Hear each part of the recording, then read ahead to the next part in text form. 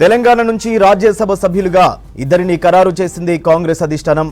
మాజీ MP senior నేత రేణుకా చౌదరితో పాటు మాజీ ఎంపీ అంజన్ కుమార్ యాదవ్ కుమారుడు అనిల్ కుమార్ యాదవ్ పేర్లను ప్రకటించింది.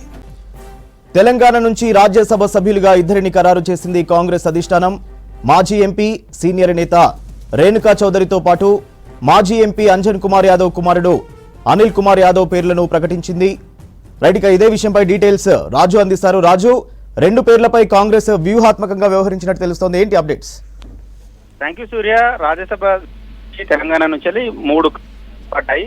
అయితే 3 ఖాళీల్లో అవుట్ రైట్ గా కాంగ్రెస్ కు వచ్చే ఛాన్స్ ఉన్నాయి. ఇంకొకటి ప్రధాన ప్రతిపక్ష పార్టీ అని మరో స్థానం దక్కే అవకాశం ఉంది. సో అయితే 2 కాంగ్రెస్ అభ్యర్థి బరిలో పెట్టడానికి అభ్యర్థి ఖరారు చేయడానికి ఏఐసిసి తెలంగాణ నుంచి ఇద్దరి పేర్లను వివరించింది. అదేవిధంగా మాజీ కేంద్ర మంత్రి జిల్లాకు సంబంధించిన కీలక నాయకుడు చౌదరి, అదేవిధంగా హైదరాబాద్ నుంచి గ్రేటర్ హైదరాబాద్ లో కీలక నాయకులు Anil Kumar Yadav present Secunderabad DCC president గా ఉన్నారు. అనిల్ కుమార్ యాదవ్ తండ్రి మాజీ MP working president Anjan Kumar Yadav మొన్న రీసెంట్ గా ముషిరాబాద్ అసెంబ్లీ నుంచి పోటీ చేశారు. యాక్చువల్ గా గత 2018 ఎన్నికల్లో ముషిరాబాద్ నియోజకవర్గం నుంచి అసెంబ్లీ బరిలో దిగి ఓటమి పాలయ్యారు అనిల్ కుమార్ యాదవ్. అయితే ఈసారి కూడా ముషిరాబాద్ నుంచి పోటీ చేయాలని భావించారు. కానీ వాళ్ళ తండ్రి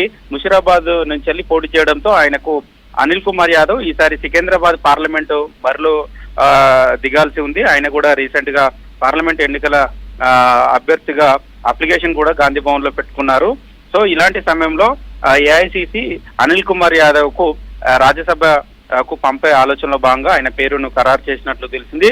ప్రధానంగా ఎందుకంటే యువకుడు అనిల్ కుమార్ యాదవ్ యూత్ కాంగ్రెస్ కావచ్చు చాలా కీలకంగా పనిచేశారు.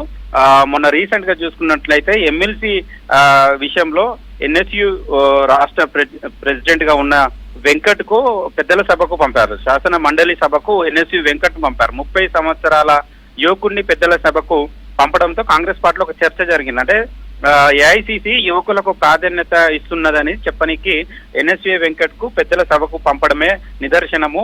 అదేవిధంగా పార్టీ కష్టకాలంలో ఉన్న సమయంలో కావచ్చు, పార్టీ వీక్ గా ఉన్న సమయంలో పార్టీ బలోపేతం కోసం ఎన్ఎస్యు వెంకట్ కీలకంగా పనిచేసినందుకు ఆయనకు ఆ గౌరవంగా ఎమ్మెల్సీకి పంపారు. సో అదే ఈక్వేషన్స్ లో ఇప్పుడు రాజ్యసభకు పెద్దల సభకు దేశవ్యాప్తంగా ఉండే పెద్దల సభకు అనిల్ కుమార్ యాదవ్ ను పంపడం వెనుక కూడా ఇదే ఈక్వేషన్ ఉంది అనేది పార్టీలో ఒక టాక్ వినబడుతుంది. ఎందుకంటే ఇద్దరు యువకులు, ఈయన కూడా 35-40 లోపు ఉంటుంది అనిల్ కుమార్ యాదవ్. యూత్ కాంగ్రెస్ గా చాలా కీలకంగా పార్టీ కష్టకాలంలో యాక్టివిటీస్ కావచ్చు, నిరుద్యోగ సమస్యలు కావచ్చు, అదేవిధంగా విద్యార్థి సమస్యలు కావచ్చు, ప్రజా సమస్యల పైన చాలా కీలకంగా పోరాటం చేశారు. కాబట్టి యువతకు ప్రాధాన్యత ఇవ్వాలి, యువతకు ప్రాధాన్యత ఇస్తున్నాం అని చెప్పనీకే ఈ రాజ్యసభకు అనిల్ కుమార్ యాదవ్ పేరును ఖరారు చేసినట్లు తెలుస్తుంది. కాంగ్రెస్ పార్టీలో ఒక మెసేజ్ పంపనీకే ఈ అనిల్ కుమార్ యాదవ్ ను రాజ్యసభకు పంపుతున్నట్లు దీన్ని బట్టి చూస్తే స్పష్టమవుతుంది. అదేవిధంగా ఖమ్మం జిల్లాకు సంబంధించి రేణుకా చౌదరి కూడా అక్కడ ఈసారి అక్కడి నుంచి ఖమ్మం బరిలో పార్లమెంటు ఎన్నికల బరిలో దిగాలని రేణుకా చౌదరి భావిస్తున్నారు. ఆమె కూడా ఇప్పటికే అప్లై చేసుకున్నారు. కాంగ్రెస్ పార్టీ టికెట్ కోసం గాంధీ భవన్ లో దరఖాస్తు కూడా చేసుకున్నారు.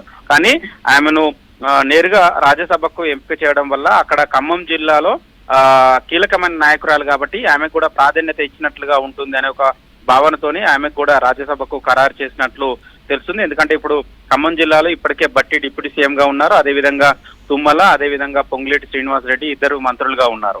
సో రేణుకా చౌదరి కూడా చాలా కీలకమైన నాయకురాలు కాబట్టి ప్రత్యక్ష ఎన్నికల్లో కంటే నేరుగా ఈ రాజ్యసభకు ఎంపిక చేయడం ఆమెకు ఉత్తమము అని ఏఐసిసి భావించినట్లు తెలుస్తుంది. అందులో భాగంగానే ఆమెకు రాజ్యసభకు ఆమె పేరును ఖరారు చేసినట్లు తెలిసింది. ఇద్దరి పేర్లను ఖరారు చేస్తూ కొద్దిసేపటి క్రితం ఏఐసిసి నోట్ విడుదల చేసింది.